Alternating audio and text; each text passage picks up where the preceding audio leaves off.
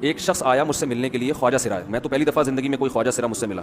میں سمجھا کہ پراپر آدمی ہے، اتنی بڑی اس کی داڑھی اور رنگ ماشاء اللہ بڑی مردانہ وجہ، لیکن جب بات چیت کا انداز ہوتا ہے تھوڑا سا وہ ایٹیٹیوڈ سے اندازہ ہو گیا کہ یہ مکمل مرد نہیں ہے، تو اس نے مجھے خود بتا دیا میں خواجہ سرا ہوں۔ میں نے کہا بھائی ہم سے ملنے کے لیے کیسے آیا آپ، اتنی بڑی داڑھی آپ کی؟ اس نے اپنا جو واقعہ سنایا نا، میں 3 دفعہ وہ واقعہ سناتے ہوئے رویا ہوں، اور جب وہ سنا رہا تھا اس وقت میرے آنکھوں سے آنسو نکل رہے تھے۔ اس نے یہ ابھی بھی میرا بیان سنتا ہے وہ، اس نے واقعہ سنایا کہ میں جب پیدا ہوا تھا نا تو میں خواجہ سرا تھا، گھر میں ایسا بچہ پیدا ہو جائے والدین کی طرف سے عزت نہیں ملتی، جب 10-12 سال کا ہوا تو نہ بھائی مجھے عزت دے رہا ہے اور نہ میرا والد مجھے عزت دے رہا ہے، میں بھائی کے ساتھ کہتا ہوں مجھے باہر لے کے جاؤ تو کہتے ہیں لوگ میرا مذاق اڑائیں گے تمہیں دیکھ کے، ظاہر ہے اس کی حرکتیں تھوڑی زنانہ لڑکیوں والی حرکتیں ہوتی ہیں، اور والد بھی کہیں محفلوں میں نہیں لے کے جا رہے، ایک مذاق اڑایا جاتا ہے۔ کہنے ایک دفعہ میں کہیں گزر رہا تھا تو یہ جو ہوتے ہیں نا خواجہ سراؤں کی پوری ایک جماعت تھی، انہوں نے مجھے پہچان لیا، دیکھا اتنا اچھا اس وقت نا اس کی داڑھی،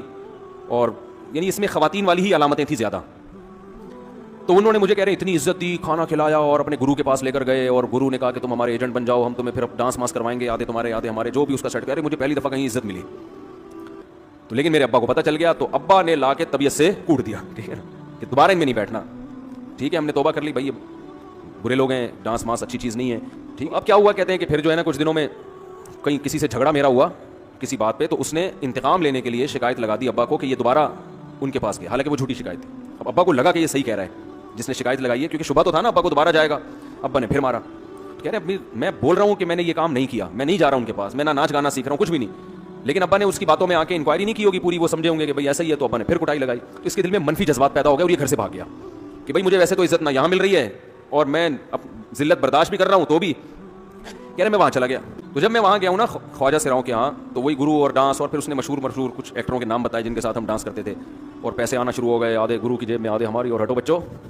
لیکن ظاہر ہے کوئی عزت دار راستہ تو نہیں ہے نا۔ کہہ رہے ہیں کہیں سے تبلیغی جماعت میں حضرت مولانا طارق جمیل صاحب آ گئے، انہوں نے اجازت مانگی، ہمارے گرو کو پیغام بھیجا بھائی مجھے ایک دفعہ یہاں آ کے دعوت دینے تو، اس نے اجازت دے دی، آ جاؤ بھائی۔ بیان کیا، ان کو سمجھایا بھائی یہ زندگی نہیں ہے، اللہ کی سیروزے کے لیے بہرحال ترغیب دی، کہہ رہے ہیں میں تیار ہو گیا، باقی لوگ تیار نہیں ہوئے، میں تیار ہو گیا۔ کہہ رہے میں نے گرو سے اجازت لی، اس نے کہا جاؤ لگا لو سیروزہ۔ تو کہتا ہے کہ جب میں حضرت کے گھر پہ گیا ہوں نا تو حضرت پہلے سے دروازہ کھول کے ایسے انہوں نے دونوں بازو پھیلائے ہوئے تھے استقبال کے لیے، پہلے سے کھڑے ہوئے تھے علماء کے ساتھ۔ کہتے اتنے مشہور آدمی، اتنی بڑی سیلیبریٹی،